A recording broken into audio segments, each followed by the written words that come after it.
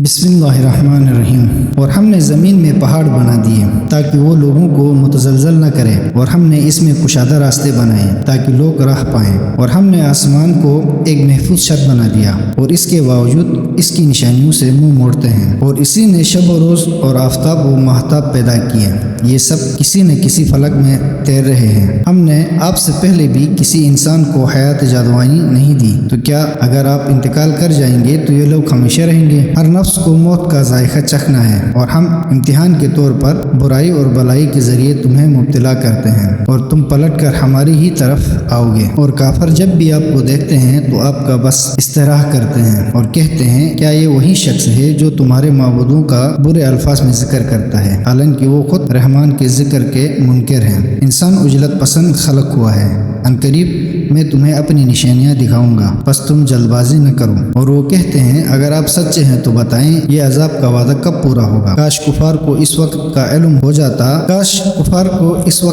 हो जाता जब वो आतिश जहन्नम को न अपने चेहरों से और न ही अपनी पुश्तों से हटा सकेंगे, और न ही इनकी कोई मदद की जाएगी, बल्कि ये क़यामत का होलनाक अजाब इन पर अचानक आएगा तो इन्हें बदहवास कर देगा। फिर इन्हें न इसे हटाने की इस्तिताअत होगी और न ही इन्हें मोहलत दी जाएगी। और बेतहकीक आपसे पहले भी रसूलों का इस्तेहरा होता रहा है, मगर इन इस्तेहरा करने वालों को इसी अजाब ने आगेरा जिसका वो इस्तेहरा किया करते थे। कह दीजिए, रात और दिन में रहमान से तुम्हें कौन बचाएगा?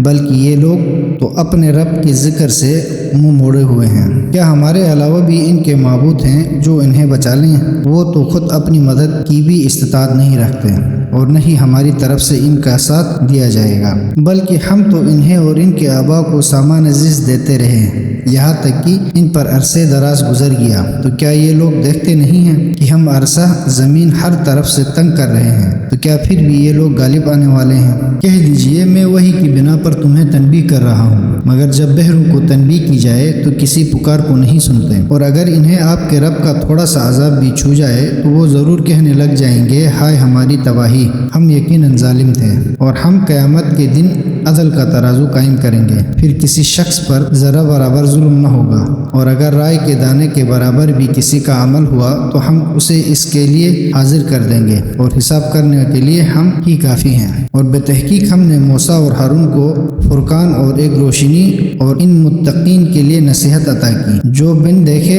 अपने रब से डरते रहे और क़यामत से भी खौफ खाते हैं। और ये कुरान एक मुबारक जिक्र है जिसे हमने नाजिल किया है, क्या तुम इसके भी मुनकर हो? और बेतहकीक हमने इब्राहिम को पहले ही से कामिल अकल अता की, और हम उसके हाल से बाखबर थे जब उन्होंने अपने बाप और अपनी कौम से कहा, ये मूर्तियाँ क्या हैं जिनके गिर्द तुम जमे रहते हो?